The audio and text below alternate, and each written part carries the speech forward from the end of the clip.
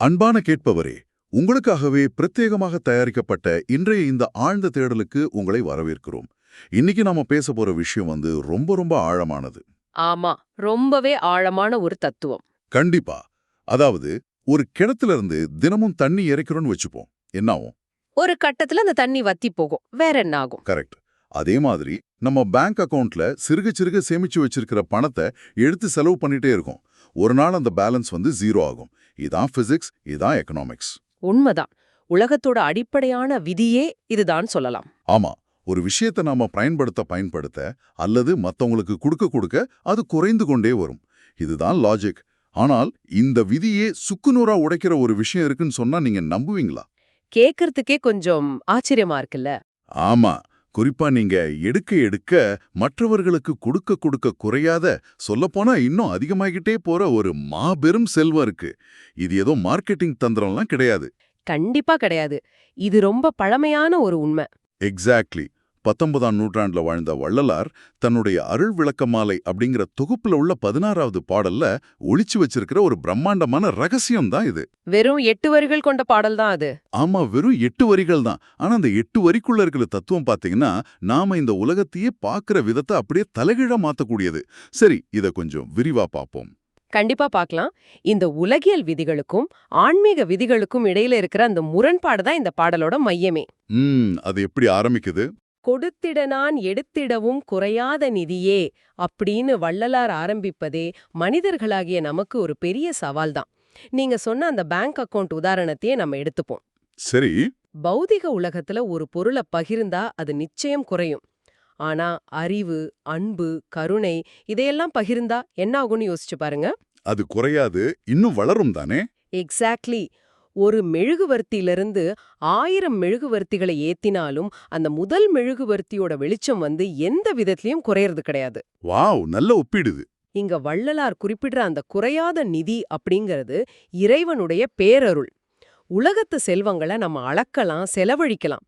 ஆனா இந்த பேரருளை நீங்க எவ்வளவு அனுபவிச்சாலும் அது வற்றி போவதே கிடையாது. அது பெருகிக்கொண்டே இருக்கும் ஒரு விசித்திரமான செல்வம்னு சொல்றீங்க. ஆமா, அது ஒரு எல்லையற்ற சோர்ஸ். சரி, இத கொஞ்சம் பிராக்டிக்கலா யோசித்து பார்ப்போம். அன்பை கொடுக்க வளரும் அப்படின்னு சொல்றது கேட்கறதுக்கு ரொம்ப அழகா இருக்கு. ஆனா நிஜத்துல கொஞ்சம் கஷ்டம். அதுதான். யதார்த்தத்துல ஒருத்தர் மேல நாம தொடர்ந்து கருணை காட்டணும்னு வச்சுக்கோங்க, நாமே சில நேரங்கள்ல ஏமாந்து போயிடுறோம், இல்லனா ரொம்ப சோர்வடைந்து விடுகிறோம். கண்டிப்பா. அதான் இயல்பு. உளவியல்ல இத கம்பேஷன் ஃபெட்டிக் அப்படின்னு சொல்லுவாங்க. அதாவது மற்றவர்களின் துயரங்களை தொடர்ந்து உள்வாங்கி அவங்களுக்கு கருணை காட்டி நம்மளோட எனர்ஜி மொத்தமா வடிந்து விடும். ஆமா, பேட்டரி டவுன் ஆகுற மாதிரி. எக்ஸாக்ட்லி. அப்படி இருக்கிறப்போ வள்ளலார் அந்த அருளை பெறுவதற்கான அடிப்படை தகுதியா கொல்லாத நெறியே அப்படின்னு அடுத்த வரியில சொல்றாரு. அதாவது அஹிம்சை அல்லது எந்த உயிருக்கும் தீங்கு நினைக்காத ஒரு நிலை. ஆமா. இப்போ எனக்கு என்ன கேள்வினா, ஒரு பக்கம் கருணை காட்டினா நாம சோர்வடைகிறோம். ஆனா வள்ளலார் அந்த கொல்லாத நெறி மூலமாகத்தான் இந்த குறையாத நிதி கிடைக்கும் சொல்றாரு. இது எப்படி சாத்தியம்? நம்ம எனர்ஜி ட்ரைன் ஆகாம எப்படி அந்த நிதியை தொடர்ந்து பெற முடியும்? ரொம்ப அருமையான கேள்வி இது. இங்கதான் நாம ஒரு விஷயத்தை தெளிவா புரிஞ்சுக்கணும். மனித அளவிலான கருணைக்கும் தெய்வீக கருணைக்கும் உள்ள வித்தியாசத்தை நாம பார்க்கணும். அது ரெண்டும் வேற வேற சொல்றீங்களா? ஆமா, நீங்க சொல்ற அந்த கம்பேஷன் ஃபெட்டிகேம் வருதுன்னு பாத்தீங்கன்னா, நாம நம்மளோட சொந்த எனர்ஜிய நம்மளோட ஈகோல இருந்து மத்தவங்களுக்கு கொடுக்க முயற்சி பண்றோம். ஓ, நான் கொடுக்கறேன் அப்படிங்கிற அந்த நினைப்பு. எக்ஸாக்ட்லி. நான் ஒருத்தருக்கு உதவி பண்றேன், நான் கருணை காட்டுறேன் அப்படிங்கிற நினைப்பு இருக்கும்போது மனிதர்களாகிய நம்மளோட பேட்டரி சீக்கிரமே தீர்ந்துவிடும். ஏன்னா அதுக்கு ஒரு லிமிட் இருக்கு. கரெக்ட். ஆனா வள்ளலார் குறிப்பிடுற அந்த கொல்லாத நெறி அப்படிங்கிறது ஒரு பாஸ்வேர்டு மாதிரி செயல்படுது. நீங்க எந்த உயிருக்கும் தீங்கு நினைக்காதப்போ உங்களோட அகந்தை, அதாவது அந்த ஈகோ அழியுது. அந்த நான் அப்படிங்கிற அகந்தை போயிடுது. ஆமா, அந்த இடத்துல நீங்க வெறுமனே ஒரு கருவியா, ஒரு பைப் மாதிரி மாறிடுறீங்க. அந்த பைப் வழியா பிரபஞ்சத்தோட பேரருள் அப்படிங்கிற அந்த குறையாத நிதி பாயத் தொடங்குது. வாவ், பைப் வழியா தண்ணி வர்ற மாதிரி. அப்போ நாம எதையும் உற்பத்தி பண்ணல, வெறும் கடத்துறோம். எக்ஸாக்ட்லி. நீங்க உங்ககிட்ட இருந்து எதையும் கொடுக்கல. அந்த பிரபஞ்ச சக்தி உங்கள் மூலமா மற்றவர்களுக்கு செல்லுது. அதனாலதான் நீங்க எவ்வளவு கொடுத்தாலும் அது உங்களுக்கு குறைவதே இல்ல. ஓ, நெறி இருந்தால்தான் நிதி கிடைக்கும். ஆமா, இரக்கமில்லாத மற்ற உயிர்களை துன்புறுத்தும் ஒரு மனதிற்குள்ள இந்த பேரருள் நுழையவே முடியாது. அது ஒரு பிளாக் மாதிரி. ஓகே, இது சம பாயிண்ட். நான் கொடுக்கறேன்னு நினைக்கும் போது சோர்வு வருது. ஆனா நான் வெறும் ஒரு கருவிதான், அந்த எனர்ஜி என் வழியா பாஸ் ஆகுதுன்னு உணரும்போது அது குறையாத நிதியா மாறுது. கரெக்ட், அது உங்களை சார்ஜ் பண்ணிட்டே இருக்கும். சரி, இப்போ அந்த எனர்ஜிய, அதாவது அந்த அருள நாம அனுபவிக்க தொடங்குறோம்னு வச்சுப்போம். இங்க தான் மனித உளவியலோட இன்னொரு அடிப்படையான பிரச்சனை வருது. என்ன பிரச்சனை அது? இப்போ நமக்கு ஒரு விஷயம் ரொம்ப பிடிச்சிருக்கு. உதாரணத்துக்கு எனக்கு பிரியாணினா ரொம்ப பிடிக்கும்னு வச்சுக்கலாம். நிறைய பேருக்கு பிடிக்கும். அதுக்காக தினமும் 3 வேளையும் காலையில, மத்தியானம், நைட்டுன்னு பிரியாணியே கொடுத்தா என்ன ஆகும்? கண்டிப்பா ஒரு கட்டத்துல அதை பார்த்தாலே ஓடிடுவோம். ஆமா, அத நினைச்சாலே குமட்டிக்கிட்டு வரும். உளவியல்ல இத ஹிடோனிக் ட்ரெட்மில் அல்லது சென்சரி அடாப்டேஷன் அப்படின்னு சொல்லுவாங்க. ஆமா, மூளை அதுக்கு பழகிடும். எக்ஸாக்ட்லி. எவ்வளோ பெரிய சந்தோஷமா இருந்தாலும் சரி, மூளை ஒரு கட்டத்துல அதுக்கு பழகி போய் சலிப்படைந்து விடும். ஆனா வள்ளலார் இந்த பாடல்ல ஒரு சுவாரஸ்யமான வரிய வைக்கிறாரு. அந்த வண்ண நிறை அமுதே அப்படிங்கிற வரிதானே? ஆமா, மடுத்திடவும் அடுத்தடுத்தே மடுப்பதற்குள் ஃபிளாஷை வைப்பதன்றி வெறுப்பறியா வண்ண நிறை அமுதே அப்படின்னு சொல்றாரு. அதாவது பருக பருக மேன்மேலும் ஆசையை தூண்டுமே தவிர ஒருபோதும் வெறுப்பை தராதுன்னு சொல்றாரு. இது நம்மளோட மூளையின் டிசைனுக்கு நேர் எதிரா இருக்கே. எப்படி ஒரு விஷயம் திகட்டாமையே இருக்கும்? நீங்க சொல்றது கரெக்ட் தான். இது மூளையின் டிசைனுக்கு நேர் எதிரானது தான். ஏன்னா மூளை அப்படிங்கிறது நம்ம உடல் சார்ந்தது இல்லையா? ஆமா, பிசிக்கலானது. ஐம்புலன்கள் வழியா கிடைக்கும் எந்த ஒரு இன்பத்திற்கும் ஒரு லிமிட் இருக்கு. ஒரு குறிப்பிட்ட அளவுக்கு மேல போனா மூளையில அந்த டோபமைன் சுரக்கிறது குறைஞ்சிடும். அதுதான் அந்த சலிப்பு. எக்ஸாக்ட்லி. ஆனா வள்ளலார் குறிப்பிடுற இந்த வண்ண நிறை அமுதம் அப்படிங்கிறது நரம்புகள் சம்பந்தப்பட்ட பௌதீக விஷயம் கிடையாது. இது ஆன்மாவுக்கான உணவு. ஓ, பிசிக்கல் சாப்பாடு கிடையாது. ஆமா, உலகியல் இன்பங்கள் எல்லாமே வெளியிலிருந்து உள்ளே வருபவை.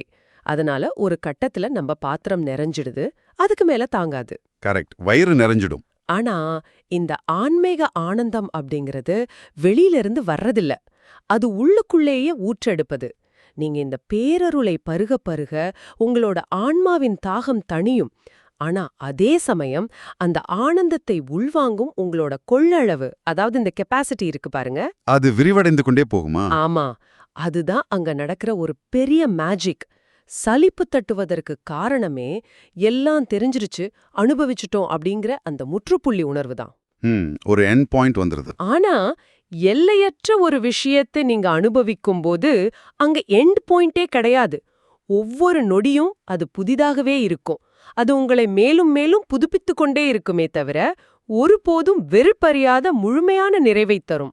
வாவ், அந்த கொள்ளளவு அதிகமாயிட்டே போகும்னு சொல்றது ரொம்ப வியப்பா இருக்கு. வரம்புக்குட்பட்ட நம்ம மனித உடலுக்குள்ள எல்லையற்ற ஒன்றை உள்வாங்கிற ஒரு ரசவாதம் அங்க நடக்குது. ஆமா, அத வார்த்தைகளால முழுமையா விளக்குறது கஷ்டம். இதையே இன்னொரு விதமாகவும் அவர் வர்ணிக்கிறார். சித்தெல்லாஞ்செய் பதியே அப்படின்னு சொல்றாரு. அதாவது எல்லா அற்புதங்களையும் சித்திகளையும் செய்யக்கூடிய ஒரு தலைவன். அதைத் தொடர்ந்து எடுத்தெடுத்து புகன்றாலும் உளவாத ஒளியே அப்படின்னு குறிப்பிடுறாரு. ரொம்ப ஆழமான வரிகள். இதுல எனக்கு ஒரு சந்தேகம். பொதுவா ஒரு விஷயத்தை நாம திரும்ப திரும்ப பேசினா அதுல இருக்கிற ஈர்ப்பு குறைஞ்சிடும். ஆனா இங்க புகழ்ந்து பேச பேச மங்காத உளவாத ஒளி அப்படின்னு சொல்றாரு. ஆமா, அந்த அற்புதங்கள் செய்யற சக்தி நாம பேசுவதனால ஒளிர்கிறதா அல்லது அது இயல்பாகவே ஒளியாக இருக்கிறதா? இதுல பாத்தீங்கன்னா இறைவன் இயல்பாகவே உலவாத, அதாவது ஒருபோதும் மங்காத ஒளிதான். நீங்க பேசுறதால அங்க புதுசா வெளிச்சம் வரப்போறதில்ல. அப்புறம் ஏன் அந்த வரி அப்படி இருக்கு? இங்க நாம கவனிக்க வேண்டியது நம்மளோட மனதிற்குள் ஏற்படும் மாற்றத்தை தான். சித்தி அப்படிங்கிற வார்த்தைய நாம ஏதோ மேஜிக் செய்யறது, காத்துல பறக்கிறது அப்படின்னு தப்பா கற்பனை செஞ்சுக்கிறோம். ஆமா, சினிமாக்கள்ல காட்டுற மாதிரி. ஆனா உண்மையான சித்தி அப்படிங்கிறது இந்த பிரபஞ்சத்தோட உண்மையான இயல்ப முழுமையா புரிஞ்சுக்கிறது, மாயைகளை தாண்டி நிற்பது. அந்த பேரறிவு தான் உளவாத ஒளி. ஓ, அறிவின் ஒளி. ஆமா, இப்ப நாம ஒரு சாதாரண மனிதனை புகழ்ந்து பேசுறோம்னு வைங்க, அதுல ஒரு கட்டத்துல வார்த்தைகள் பொய்யாகிடும் அல்லது அர்த்தம் இழந்துவிடும், நமக்கு போர் அடிச்சிடும். கண்டிப்பா, ஒரே ஆளை எவ்வளவு நேரம் புகழ முடியும்? ஆனா எல்லையற்ற அந்த பரம்பொருளை பற்றி, அதோட தன்மைகளை பற்றி நீங்க பேச பேச இறைவனோட மகிமை அதிகமாகறதில்ல, மாறாக உங்களை சூழ்ந்துள்ள அந்த அஞ்ஞானம் அப்படிங்கிற இருள் விலகி உங்கள் மனம் ஒளியடைய தொடங்கிறது. வாவ், அதனாலதான் அது உளவாத ஒளியா? ஆமா, அந்த ஞானத்தின் ஒளி ஒருபோதும் வற்றாதது. நீங்க எவ்வளவுக்கு எவ்வளவு அதை பத்தி பேசுறீங்களோ அவ்வளவுக்கு அவ்வளவு உங்களுக்குள்ள இருக்கிற இருள் விலகும். சரி, இதுவரை நம்ம பார்த்ததை வச்சு பார்த்தா இது ஏதோ ஒரு பிரம்மாண்டமான, நம்மால கற்பனை கூட செய்ய முடியாத ஒரு சக்தி. எல்லா அற்புதங்களையும் செய்யக்கூடியது, திகட்டாத அமுதம், எல்லையற்ற மங்காத ஒளி. ஆமா, எல்லாமே ரொம்ப பிரம்மாண்டமா இருக்கு. ஆனா இந்த பாடலோட கடைசி பகுதியில எனக்கு மிகப்பெரிய ஒரு கன்ஃபியூஷன் வருது. அந்த சக்திய தடுத்திட வல்லவர் இல்லா தனிமுதற் பேரரசு அப்படின்னு வர்ணிக்கிறாரு. அதாவது யாரும் தடுத்து நிறுத்த முடியாத, சவால் விட முடியாத ஒரு மாபெரும் சக்கரவர்த்தி. கரெக்ட். இப்போ நிஜ உலகத்துல ஒரு சக்கரவர்த்தி அல்லது ஒரு பெரிய மல்டிநேஷனல் கம்பெனியோட சிஇஓ இருக்காருன்னு வச்சுப்போம். அவரிடம் நாம அவ்வளோ எளிதா நெருங்கி விட முடியுமா? கண்டிப்பா முடியாது. நிறைய அப்பாயின்மெண்ட்ஸ் வாங்கணும், செக்யூரிட்டியை தாண்டணும். ஆமா, அதிகாரம் என்றாலே அங்கே ஒரு பயம் இருக்கும், ஒரு பெரிய இடைவெளி இருக்கும். ஆனா அதே வரியிலேயே வள்ளலார் என்ன சொல்றாருன்னா, என் உயிரே என் உயிருக்கு இசைந்த பெருந்துணையே அப்படின்னு சொல்றாரு. முரண்பாடா தெரியுது உங்களுக்கு? ஆமா, பிரபஞ்சத்தையே ஆளும் அந்த மாபெரும் சக்கரவர்த்தி எனக்கு ரொம்ப நெருக்கமான ஒரு பெஸ்ட் ஃப்ரெண்டு மாதிரி என் உயிருக்கு துணையாக இருக்கிறார்னு சொல்வது எவ்வளவு பெரிய முரண்பாடு. இது எப்படி நம்ம புரிஞ்சுக்கிறது? இது ரொம்ப ஒரு சூப்பரான அப்சர்வேஷன். மனிதர்களோட உலகத்துல அதிகாரம், அதாவது அந்த பவர் என்றாலே அது பயத்தையும் ஒரு படிநிலை இடைவெளியையும், ஹைரார்கிக்கல் கேப் அப்படின்னு சொல்லுவோம்ல, அதை உருவாக்கும் அப்படிங்கறது உண்மைதான். ஆமா, அதிகாரம்னா ஒரு பயம் இருக்கத்தானே செய்யும். ஏன்னா மனிதர்களோட அதிகாரம் எல்லைக்கு உட்பட்டது. அதை அவங்க எப்படியாவது பாதுகாத்துக்கணும். ஓ, பவர் போயிடுமோன்ற பயம். எக்ஸாக்ட்லி. அதற்காகவே அந்த இடைவெளியை அவங்க பராமரிப்பாங்க. ஆனா இறைவனோட அதிகாரம் அப்படிங்கிறது உலகியல் அதிகாரம் போன்றது அல்ல. அவன் தடுத்திட வல்லவர் இல்லா தனி முதல். அதாவது அந்த அதிகாரத்திற்கு எந்த போட்டியும் கிடையாது, எந்த சவாலும் கிடையாது. அவங்கள யாருமே ரீப்ளேஸ் பண்ண முடியாது. ஆமா, எந்த ஒரு சக்திக்கு முழுமையான 100% அதிகாரம் இருக்கிறதோ அதுக்கு பயமே கிடையாது. எந்த இடத்துல பயம் இல்லையோ அங்கேதான் உண்மையான நிபந்தனையற்ற அன்பு சாத்தியமாகும். வாவ், பயமில்லாத இடத்துல தான் முழுமையான அன்பு வரும். ஆமா, அந்த பேரரசன் ஏதோ ஆகாயத்துல ஒரு சிம்மாசனத்துல உக்காந்துக்கிட்டு நம்ம மிரட்டிக்கிட்டு எல்லாம் இல்ல, உங்களோட ஒவ்வொரு மூச்சிலும் ஒவ்வொரு அணுவிலிருந்து உங்களை இயக்குறான். நம்ம உள்ளுக்குள்ளேயே இருக்கான். ஆமா, பிரம்மாண்டமும் அதீத நெருக்கமும் ஒரே நேரத்துல சாத்தியமாகும் ஒரு அற்புதமான இடம்தான் ஆன்மீகத்தோட உச்சம். வாவ், முழுமையான அதிகாரம் இருப்பதால தான் எந்த பாதுகாப்பின்மை இல்லாம அவனால முழுமையான அன்பை கொடுக்க முடியுது. இது ரொம்பவே ஆழமான சிந்தனை. ஆனா இது எல்லாம் தாண்டி பாடலோட கடைசி வரியில வள்ளலார் வைக்கிற ஒரு செக்மேட். அந்த தாழ்மொழி அப்படிங்கிற வார்த்தை தானே? ஆமா, தாழ்மொழி என்றிகளாதே தரித்து மகிழ்ந்தருளே அப்படின்னு சொல்றாரு. இவ்ளோ பிரம்மாண்டமான தத்துவங்களை 8 வரிகள்ல ரொம்ப அழகா அடக்கிவிட்டு கடைசியில என்ன சொல்றாருன்னா, நான் பேசுவதெல்லாம் ரொம்ப தாழ்மொழி, அதாவது தகுதியற்ற வார்த்தைகள். இதை ஏளனம் செய்யாம ஏற்றுக்கொண்டு எனக்கு அருள் புரிய வேண்டும் அப்படின்னு கேட்கிறாரு. இங்கதான் எனக்கு ஒரு கேள்வி. வள்ளலார் போன்ற ஒரு மாபெரும் ஞானி ஏன் இப்படி தன்னிடம் கெஞ்ச வேண்டும்? வெறும் எளிய மொழி அப்படின்னு சொல்லியிருக்கான்ல, ஏன் தன்னுடைய வார்த்தைகளை தாழ்மொழி அப்படின்னு இவ்ளோ தூரம் தாழ்த்தி கொள்ள வேண்டும்? இது எந்த ஒரு ஆன்மீக பயணத்திற்கும் அல்லது அறிவு தேடலுக்குமான மிக முக்கியமான கட்டம்னு சொல்லலாம். இன்னைக்கு இருக்கிற நவீன உலகத்துல பாத்தீங்கன்னா, நாம ஒரு 2 புத்தகங்களை படிச்சிட்டாலோ அல்லது கொஞ்சம் விஷயங்களை தெரிஞ்சுக்கிட்டாலும் நமக்கு ஈகோ தலைக்கேறிடுது. கண்டிப்பா எனக்கு எல்லாம் தெரியும் அப்படிங்கிற ஒரு மிதப்பு வந்துரும். அந்த எனக்கெல்லாம் தெரியும் அப்படிங்கிற அகந்தை தான் நாம புதிதா எதையும் கற்றுக்கொள்ள விடாமல் தடுக்கும் மிகப்பெரிய சுவர். ஆன்மீகத்துல இது இன்னும் ஆபத்தானது. ஏன் அப்படி சொல்றீங்க?